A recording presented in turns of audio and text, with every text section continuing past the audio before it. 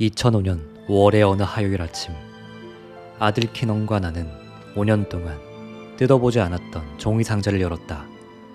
그리고 그 상자 안에 들어있던 것이 나의 삶을 영원히 바꾸었다. 당시엔 장차 나에게 어떤 변화가 닥칠지 전혀 알지 못했다. 사실 그 종이 상자를 열면서도 나는 우리가 무엇을 보게 될지 정확하게 알지 못했다. 5년 전 이사하느라 짐을 싸면서 테이프로 밀봉했던 상자였다. 이후 나와 가족은 그 상자의 존재를 까맣게 잊은 채 여기저기로 이사를 다니며 수많은 변화들을 두 눈으로 목격하였다. 내가 사회에 처음 발을 들여놓은 건 20년 전이다. 고등학교를 졸업한 직후에 나는 부동산 중개인으로 일했다. 프로농구 선수가 되겠다는 꿈이 물거품이 된 지는 이미 오래였다. 무엇을 하면서 인생을 살아야 할지 아무것도 몰랐다. 아무 생각도 없었다. 부동산 일은 채소 가게에서 일하지 않아도 되는 유일한 방패막이었다. 그렇게 생각했었다. 그래서 1980년 6월 20일에 19살 청년은 부동산 중개인 자격시험을 보았고 면허증을 땄다. 그리고 몇 달 동안 목표 설정 세미나와 워크숍 등에 여러 차례 참가하면서 시각화와 자기 확신에 대해 배웠다. 하지만 나는 이런 기법들이 얼마나 가치 있는지, 이런 것들이 공식적인 명칭을 얻기 오래전에 이미 깨달았다. 10대 시절에 나는 위대한 농구 선수로 출세하고 싶은 소망을 가지고 있었다. 사실 나는 농구 스타가 되겠다는 꿈에 강렬하게 사로잡혀 있던 터라서 농구 코트에 들어가기 전에는 언제나 NBA 결승전에서 멋진 활약을 하며 우리 팀을 승리로 이끄는 나 자신의 모습을 상상했다.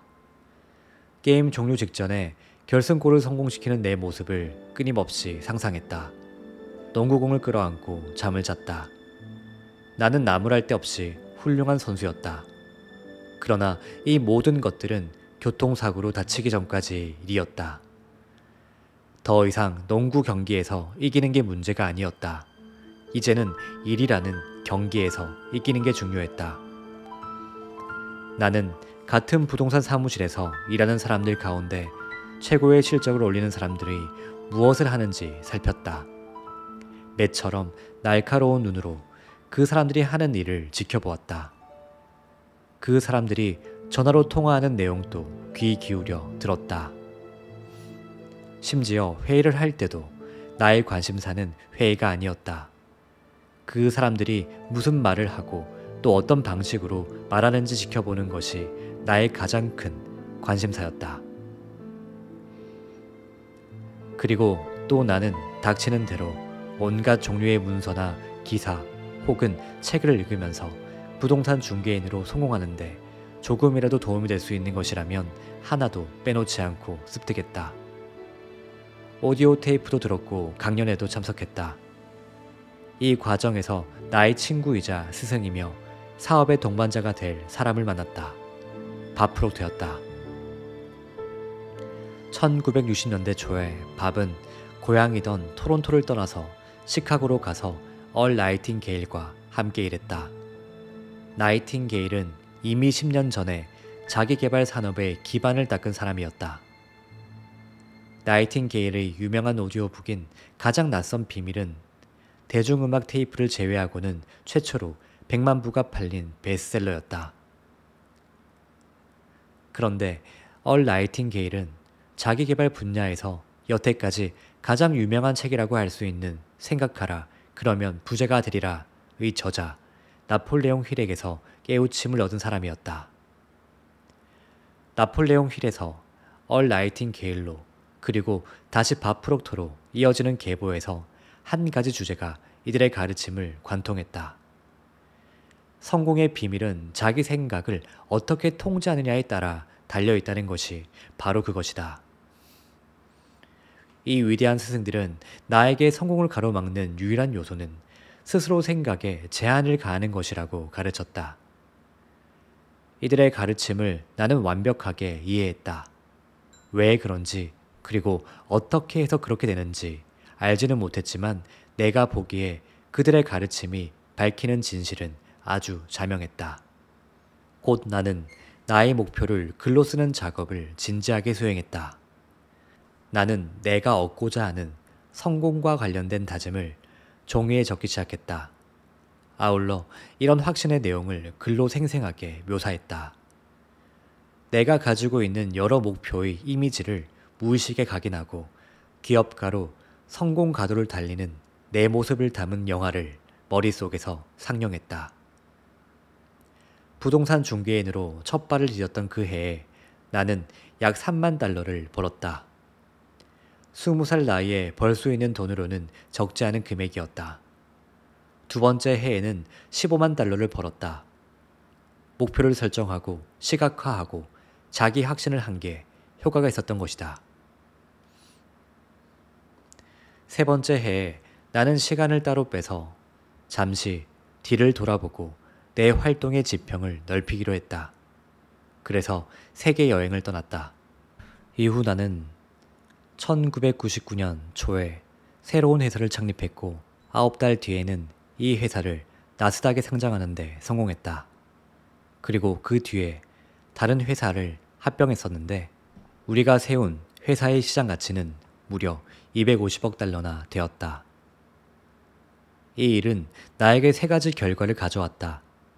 우선 생각이 엄청난 힘을 발휘한다는 생생한 증거를 내 눈으로 직접 목격하는 기회가 되었다.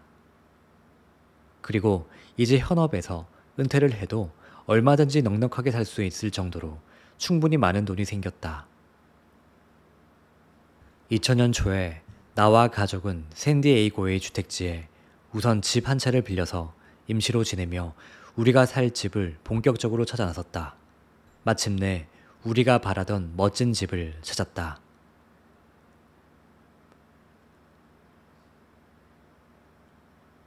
몇 주 뒤에 가구들과 짐을 싼 수십 개의 종이 상자가 도착했다. 그리고 5월의 어느 화요일, 새 집의 서재에서 그 일이 일어났다. 종이 상자가 빼곡하게 들어차 있던 서재에서 나는 이메일을 확인하고 있었다. 그때 6살이던 아들 키너는 방문 가까이에 있던 종이 상자 위에서 다리를 까딱까딱 흔들면서 발 뒤꿈치로 종이 상자를 툭툭 쳤다. 이 안에 뭐가 들어있는데요, 아빠? 종이 상자에는 매직펜으로 비전보드라고 휘갈겨 쓴 글자가 적혀 있었다. 비전보드야. 비전보드가 뭐예요? 일이나 삶에서 내가 얻으려고 하는 것들을 그림이나 사진으로 표시한 것이라고 최대한 쉽게 설명했다. 그런 걸 왜 하는 건데요? 그래서 나는 그 비전보드를 아이에게 보여주기로 했다. 그래서 의자에서 내려와 아들과 함께 포장 테이프를 벗겨내고 상자를 열었다. 그리고 맨 위에 있던 비전보드를 꺼냈다. 내가 가지고 싶었던 메르세데스였다. 그 메르세데스를 나는 나중에 샀다. 그리고 실컷 한 다음에 팔아치웠다. 또 멋진 손목시계 사진도 붙어 있었다. 악어 가죽으로 만든 구두도 있었다. 나는 추억에 잠겨서 그 사진들을 잠시 바라보았다. 두 번째 비전보드를 꺼냈다. 거기에는 으리으리한 대저택 사진이 있었다. 그때 처음 든 생각은 이게 왜 여기 있지? 라는 것이었다. 물품 보관소에서 짐을 싸면서 부동산 홍보 팸플릿이 상자 안으로 쓸려 들어갔다고 생각했다. 아니야, 어떻게 그럴 수 있지? 이 상자는 여러 해 동안 밀봉되어 있었는데? 나는 사진 속의 집을 다시 바라보았다. 팸플릿이 아니었다. 사진을 풀로 붙인 비전보드의 한 부분이었다. 그걸 확인한 순간 나는 전율을 느끼며 큰 소리로 고함을 질렀다. 비전보드의 그 사진은 내가 5년 전에 드림홈즈라는 잡지에서 오려서 붙인 것이었다. 매우 특이한 집이었다. 그 사진 속의 집은 바로 아들과 내가 종이 상자를 앞에 두고 이야기를 나누고 있던 바로 그 집이었던 것이다. 비슷하게 닮은 집이 아니었다. 정확하게 바로 그 집이었다. 내가 그 사진을 오려서 붙일 때 나는 그 집이 어디에 있는지 혹은 가격이 얼마나 되는지 알지 못했다. 그저 잡지 속에 있는 멋진 집일 뿐이었다. 기분이 묘했다. 어떻게 내가 실제로 이 집을 사게 되었을까? 이렇게 될 수 있는 확률이 과연 얼마나 될까? 안녕하세요. 당신의 요술램프 인생 닥터입니다. 오늘은 시크릿의 주인공이자 동기부여 전문가인 존 아사라프의 저서 부의 해답의 일부 내용을 가져왔습니다. 존 아사라프는 유년 시절 농구 선수의 꿈을 가졌으나 비극적인 교통사고로 인해 그 꿈을 접어야 했습니다. 그 후 한동안 방황 끝에 최저시급을 받으며 힘들게 일해야 했고 여러 가지 고난들이 그의 인생을 어려움으로 빠뜨렸지만 결국 끌어당김의 법칙을 통해 엄청난 성공을 이루어냈습니다. 지금 존 아사라프는 수백만 달러짜리 기업 5개를 일군 기업가이자 100만 장자가 되었고 영화 시크릿의 주인공이 되었을 뿐 아니라 베스트셀러 작가가 되어 수많은 사람들에게 영감을 주고 있습니다. 오늘 읽어드린 존 아사라프의 이야기는 시크릿을 보신 분이라면 어렴풋이 기억이 나실 거라 생각합니다.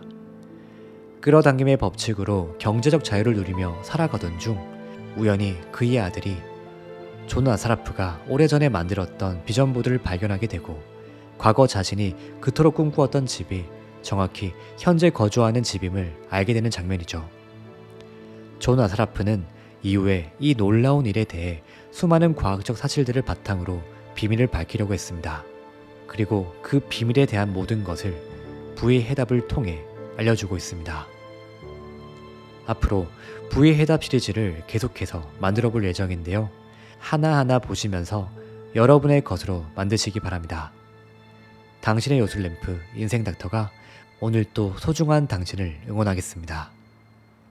이 영상을 보고 있으신 당신은 반드시 잘 될 사람입니다. 감사합니다.